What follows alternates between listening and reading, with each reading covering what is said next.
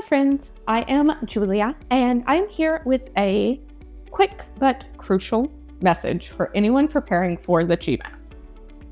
Don't study until you can do well when you're at your best, but until you can do well on an average day.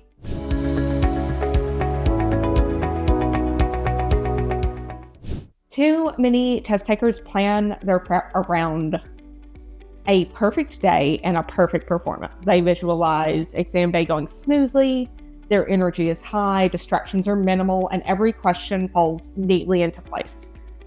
That is so great if it happens, but it is not very practical as a plan.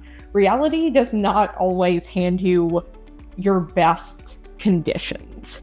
Things could be loud at the test center, cold, generally uncomfortable for some other reason, and you might feel a little bit tired, a little bit unfocused, or perhaps you're just not feeling the test, but you had to schedule it in advance, and it is what it is. So here is what I want you to do. Prepare for an unperfect day. Prepare for your average day. If your goal score is a 695, you shouldn't hit a 695 once on a practice test and call it good.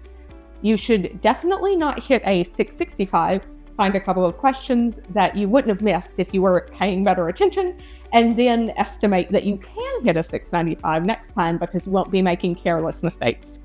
That is overconfidence. You should aim to hit your goal score or better at least 2 times on 2 different days, ideally in 2 different moods, and even if you are a little bit off your game. If you are hitting your goal score under those conditions, you are in good shape. Let's break this concept down into a couple of other action steps that you can take to make sure you're prepared for anything. First, you should aim to get your goal score on multiple mock exams, not once, but multiple times in a row. Ideally, you want to do this under realistic test conditions, so no extra breaks beyond what you would get on the real test, no looking things up, obviously. It's pretty simple to make sure you're doing this correctly. You just take the exam, you look at the score you get, and then you compare that to your goal score. Some of these aren't so easy to measure. Second, study until you can see why wrong answers are wrong. Not just when you're at your best, or you can sometimes get it, or you're full of energy and motivation. But when you are tired, when it is late in the day and your focus is fading, when you go back and review practice sets at the end of the day or the week, can you still clearly articulate the things that make incorrect answers incorrect? Can you see where your calculations went a little bit off, or what keyword you missed that made you choose the wrong formula over the right formula? If you can spot important clues, flaws in logic, extraneous information, or off-topic answer traps reliably, even when you're mentally drained, then you're probably getting close to exam readiness. Third, pay attention to your performance trends. This takes a lot of work to track, and it can be tedious, so try to make it as exciting as you can, but it offers invaluable information. Which question types tend to trip you up when you're not feeling your best? If you miss the first question on a set, are you able to bounce back for the rest of the set, or does it throw you off all of that set? Which topics do you hate to do when you're exhausted, and which topics are solid even when you're not feeling your best? Use that information to refine your prep. Your worst day weaknesses are the ones that can tank your score. So try to control for as many of them as you possibly can. Fourth, track your energy and focus levels during mocks.